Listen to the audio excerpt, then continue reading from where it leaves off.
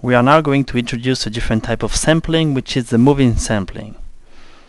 Here we see that we're still taking 4 individuals to bid the first sample, and that will be one observation plot into the control chart, and we will be able to choose the timestamp of whatever initial observation was used to the sample. Now the second one is going to use the last 3 available plus a new one, and that's going to make up for the second sample, and so on to go with the last 3 and also the new one to get a third sample. So we're reusing most of the sample, just taking into account the new value getting in the system. Using moving sampling, we're going to revisit those 3 charts we've talked about earlier using fixed sampling because they're conceptually the same. So we have the moving chart. That's going to take the average of all the value taken from the sample, and we're going to range between 2 and 200 observations per sample.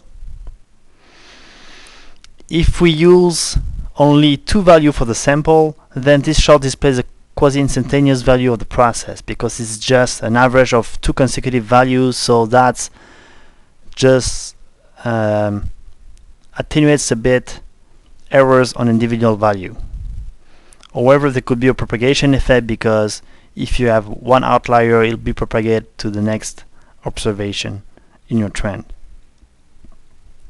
The moving range chart, we're going to do again the minimum minus the maximum value over the sample, and we have the same limitation of going from 2 to 8 observation per sample.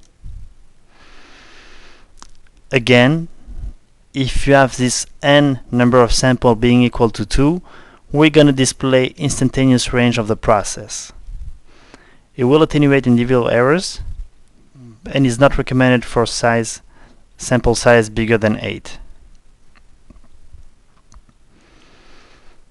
And the last one is the standard deviation chart, the sigma chart, using moving sampling.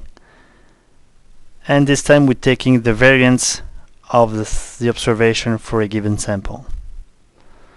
So again, it's going to attenuate individual errors, and it's going to use when the sample size is very large compared to what we can use with an R chart.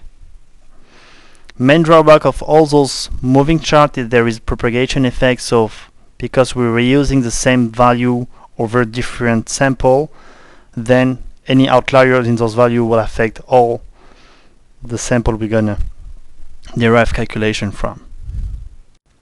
The last control chart that is designed to use moving sampling is the E.W.M.A charts, which is an exponentially weighted moving average. So what we're trying to do, given a sample size of n value, is to take an average of those values but put different weights on the different value. So it's not the mean of the value, but it could be equivalent to the time-weighted average. In this case, we're going to define in advance what are the weights of those different values, and they're going to be actually exponentially smoothed out over the sample. So we're trying to do more and put more weight on the latest value because they're the one that should affect the average the most, and keeping in mind that I'm going to reuse the old value but with less focus on them. Keeping in mind that E.W.M.A is essentially an exponentially weighted moving average, the only thing we need to define on top of the sample size is really how we're going to weight those different observations within the sample. So we're going to use for that these lambda parameters that can range from 0 to 1. 0 being no emphasis on the very last process data, and this trend is going to come something equivalent to a moving average chart.